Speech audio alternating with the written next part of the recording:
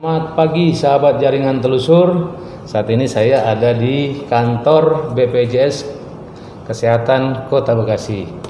Nah, saya saat ini bersama dengan bapak-bapak yang dipercaya di sini. Kita akan bahas beberapa hal. Nah, nanti mungkin bisa diperkenalkan dengan siapa ya Pak ya, baik. Nama dan mungkin jabatan dan seterusnya kita akan bahas lebih dalam.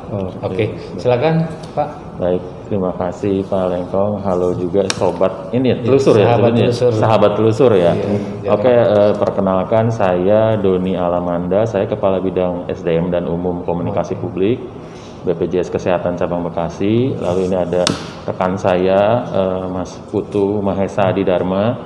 Beliau adalah staf komunikasi publik di BPJS Kesehatan Kota Bekasi. Oke. Baik Pak. Terima kasih untuk perkenalannya. Nah, selanjutnya Pak, kita kan di luar sana kan mungkin ingin tahu informasi program baru apa sih Pak yang ada, yang dijalankan oleh BPJS. Ya tentu di sini kan representasi dari BPJS yang ada di pusat ya Pak ya. Nah, silakan Pak. Baik, oke, terima kasih Pak Lengkong.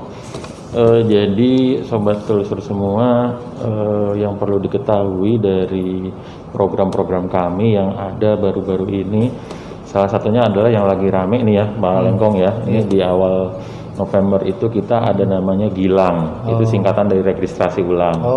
Registrasi ulang itu adalah intinya kita meminta agar para peserta kita yang belum datanya itu lengkap, dalam hal ini yang terutama adalah NIK atau nomor induk kependudukan, itu diminta untuk melengkapinya, karena kalau misalnya tidak nantinya akan dinonaktifkan sementara gitu. Nah, dengan Gilang ini juga diharapkan pastinya kita data-data yang kita punya nantinya kan lebih valid lagi ya, karena sudah ada NIK-nya, terus juga kedepannya juga pastinya akan menciptakan data yang lebih valid dan juga nantinya bisa bermanfaat juga gitu ya pastinya, untuk kepastian terutama dari si peserta sendiri. Lalu yang perlu diketahui juga Gilang ini sebetulnya mungkin lebih tepatnya sih kita sebagai sasaran utamanya itu adalah terutama para PNS Pak dan pensiunan. Ya, jadi tidak semuanya peserta ya, terutama dari yang mandiri atau dari perusahaan ya, atau PPU yang kita sebut juga. Tapi lebih tepatnya ini sasarannya adalah untuk PNS dan pensiunan ya, begitu ya. Karena data dari pensiunan dan PNS sendiri pada waktu, terutama ini ya, pada waktu peralihan dulu dari PT Askes ke BPJS Kesehatan, itu memang tidak lengkap. Ya, salah satunya adalah NIK ini gitu. Jadi diharapkan dengan Gilang ini datanya nanti lebih valid lagi, terutama untuk ya teman-teman peserta yang dari PNS ataupun pensiunan. Seperti itu Pak ya. Nah, caranya kita bisa untuk cek dahulu apakah kita masih aktif atau enggak. Lalu nanti minta dilihatkan NIK kita. Itu caranya bisa macam-macam Pak. Bisa lewat kita telepon 1-500-400 ataupun mungkin bisa telepon atau menghubungi di kantor cabang masing-masing via telepon. Disarankan sih mungkin lebih baik dari kondisi seperti ini lewat jarak jauh ya. Karena kita ada email, terus ada Cika itu ya, yang WA itu WA juga ada kita. Jadi disarankan teman-teman dari peserta sendiri untuk kita cek dulu aktif atau enggak gitu ya, terus datanya juga memang NIK-nya sudah ada atau enggak. Tapi sebetulnya seperti saya sampaikan tadi, kalau misalnya teman-teman memang di luar PNS atau pensiunan, sepertinya sih kita sudah pasti ada NIK itu ya gitu. Daftar di awalnya. Di awalnya juga sudah menggunakan itu gitu. Terdata ya Pak. Jadi mandatori kan kalau sudah eranya BPJS ini kan NIK itu menjadi mandatori. Jadi itu peserta-peserta mandiri atau yang baru-baru ini sudah pasti NIK-nya ada. Tapi pokoknya kita khususkan yang waktu peralihan dari PT Askes. Betul, karena kan PNS dan pensiunan itu masih dulu mandatorinya NIK-nya belum. Apalagi zaman dulu mungkin banyak warga yang masih memiliki NIK double dan lain-lain. Nah, sebenarnya kan kan berjalannya waktu kan banyak yang sudah memperbaharui datanya. Itu dia yang kita minta. Yang dimaksudkan ya Pak ya. Betul. Jadi bukan secara keseluruhan betul. Yang sudah daftar dulu di awal kan pakai NIK, terus mereka makanya ada pertanyaan-pertanyaan mungkin ya di luar sana. Nah ini bisa jadi informasi sangat penting nih buat sahabat jaringan telusur nih. Nah jadi yang diutamakan tadi Pak ya, kalau saya simak itu PNS ya Pak ya, dan pensiunan. Nah kalaupun di luar itu sepertinya sudah ini ya, sudah sesuai ya, karena fokusnya ke NIK itu ya Pak ya, nomor induk kependudukan ya. Oke. Ini Pak, penting Pak Lengkong, jadi karena takutnya nanti kan orang-orang nganggapnya ke semua ya, itu dia. Berbondong-bondong datang ke sini. 1 November kemarin ya Pak ya. Betul, kita jadi nanti nggak untuk pencegahan COVID 3M-nya itu juga berpengaruh juga nanti di kantor kami karena banyaknya orang ya. Dan memang ini dari BPJS Kesehatan sendiri ya sudah menerapkan dari depan, kita sudah menyaksikan bahwa memang secara disiplin diterapkan di kantor ini. Baik Pak, berkaitan dengan program baru itu aja Pak ya, berarti ya yang yang terbaru. Apalagi setelah Gilang itu kita ada juga namanya walaupun ini sebetulnya memang masih bisa dibilang belum full ya, jadi semacam percobaan, tapi kita sudah launching juga sebenarnya. Ini ada Pandawa. Pandawa. Ya, pendaftaran pelayanan melalui WhatsApp.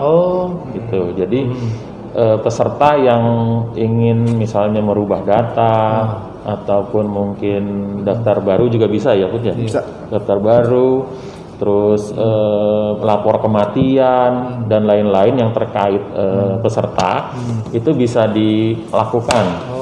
Gitu Pak, lewat WA itu ya Pak ya. Nah jadi Pandawa ini, jadi di kantor cabang Bekasi kita punya satu nomor WA yang bisa diakses. Nanti ditaruh nanti. Boleh. Nomor WA yang ini ya kita taruh.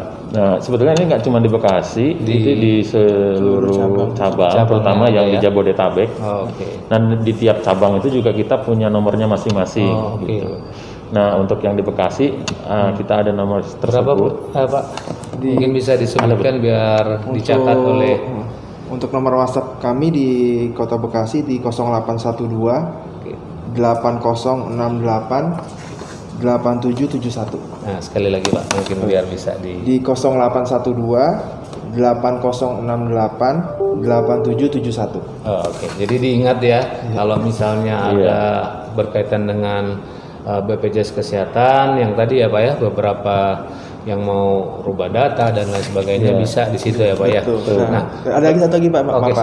Jadi untuk misalkan sahabat jaringan telusur yang mungkin di wilayahnya di luar Kota Bekasi kemudian tidak tahu nomor Pandawa cabang tersebut, bisa menghubungi Cika.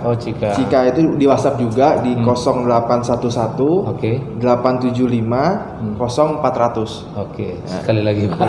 Di 0811 87 50 400. Nah, jadi di situ Pak ya. Bisa itu jadi semacam WhatsApp informasi. Jadi kita tinggal menanyakan bahwa nomor Pandawa di kota A misalkan berapa, nanti dibalas oleh Cika itu. Ya. Jadi silakan WhatsApp ke nomor Itu Pandawa. dalam bentuk ketikan atau telepon Pak? Semuanya ketikan WhatsApp. Baik. Nah, jadi itu sangat dimudahkan ya, difasilitasi untuk bisa menerima dan juga menikmati fasilitas jaminan kesehatan ya. Baik Pak, berkaitan dengan yang tadi Pak, mungkin kan tadi berarti kalau misalnya ada sudah pensiun dari swasta nih Pak, nah mereka kan tadinya mungkin ditanggung oleh perusahaan. Nah ini untuk berubah ke mandiri Pak, nah mungkin ada seperti apa Pak alurnya Pak, mungkin biar informasinya nyampe Pak. Jadi kalau kondisinya seperti ini pensiunan swasta ya, bukan swasta. PNS ya. Kalau PNS karena dia otomatis berarti Pak ya. Tapi kalau swasta itu mungkin dia tidak ditanggung lagi kan oleh kantornya.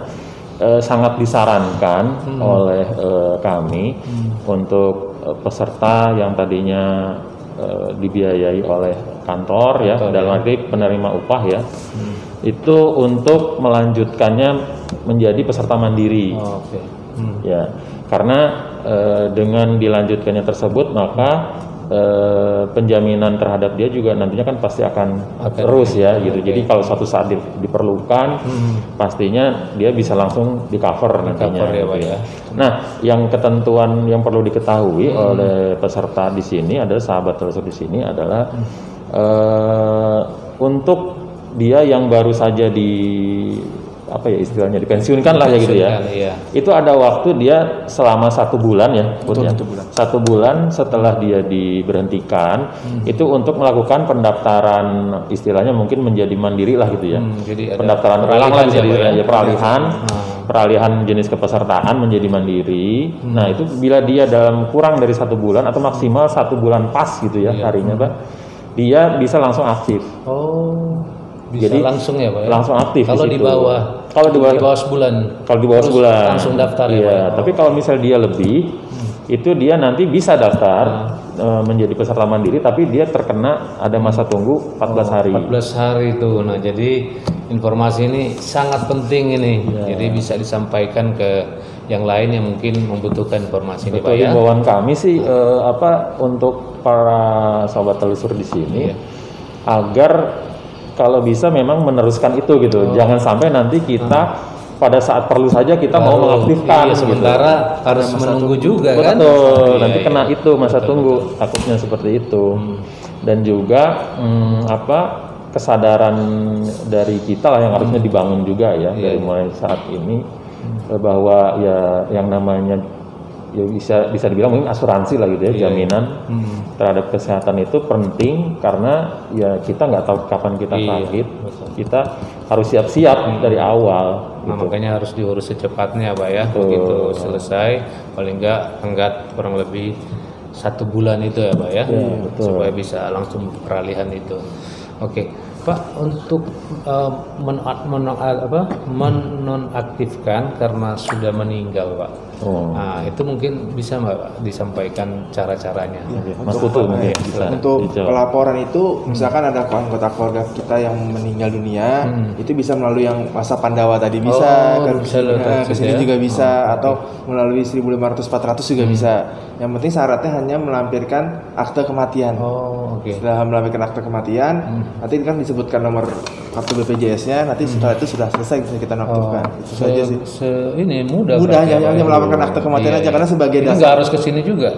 Nggak usah lewat Pandawa kan tinggal difotokan berkasnya, itu bisa. Bisa ya Bisa. Pak ya? Jadi memang itu dimudahkan agar juga nanti masyarakat tidak merasa misalkan meninggalnya di 3 bulan yang lalu kan tagihannya jalan terus. Itu dia. Iya, makanya kalau bisa segera mungkin apabila ada yang meninggal segera dilaporkan. Karena kan dengan surat keterangan meninggal dari rumah sakit pun sudah bisa sebenarnya kan ada surat keterangan meninggal. Lebih bagus lagi sudah mengurus akte kematian di kelurahan. Secepatnya ya. Supaya bisa jadi tagihannya bisa kita close. Oke, siap. Nah, dapat lagi informasi penting ya. Oke, Pak. Terakhir menutup mungkin sebelum masuk kepada himbauan mengenai protokol kesehatan di saat pandemi. Nah, bagaimana sinergitas antara BPJS Kesehatan dan pemerintahan Kota Bekasi, Pak? Pastinya kalau dari sinergisitas kita dengan pemerintah Kota Bekasi baik ya. Karena dilihat dari pelayanan kesehatan dari pemerintah Kota Bekasi sendiri kan memiliki puskesmas, rumah sakit juga umum daerah itu yang menjadi fasilitas kesehatan di BPJS Kesehatan juga gitu karena kita bekerja sama dengan pemerintah kota di sini dalam hal ini terkait dengan fasilitas kesehatan. Lalu juga pemerintah kota sendiri yang perlu diketahui adalah sudah memasukkan penduduknya, sebagian penduduknya sih lebih tepatnya ya, karena tidak semua penduduk itu kan belum memiliki jaminan, karena mereka ada yang pekerja, ada yang sudah mendaftar mandiri juga gitu. Nah, pemerintah kota sendiri sudah memasukkan kepada BPJS Kesehatan penduduknya yang belum memiliki jaminan kesehatan. Jadi di cover ya. Betul. Itu kalau sampai saat tahun ini sekitar 120.000 ya. 120. Oke. Kita 120.000 sudah 120.000 dimasukkan. Sudah dimasukkan ya. Iya. Oke, siap. Dan mudah-mudahan kedepannya bisa lebih banyak lagi dalam artian untuk tercapainya universal coverage itu, Pak. Betul. Oke, siap. Di Indonesia khususnya, umumnya Khususnya di Kota Kota Bekasi ini. Bekasi. Baik, Pak. Terakhir, mungkin ada himbauan oleh Bapak-Bapak kepada sahabat jaringan telusur nih, Pak, mengenai protokol kesehatan. Baik, oke sahabat telusur, seperti kita tahu ya, mungkin kondisi saat ini di Kota Bekasi sendiri, kalau kita lihat kondisi resiko wilayahnya ya, itu kan naik turun ya, dari dia sedang, tinggi, sedang lagi, tinggi lagi gitu. Saya perhatikan ya, Pak. Jadi mungkin kita di sini bisa sama-sama untuk menerapkan 3M ya, dengan memakai masker, menjaga jarak, terus satu lagi apa? Mencuci tangan ya, mencuci tangan itu dengan sebaik-baiknya dimanapun kita berada. Nah, dari BPJS Kesehatan sendiri kita sudah mengupayakan juga untuk penerapan hal tersebut.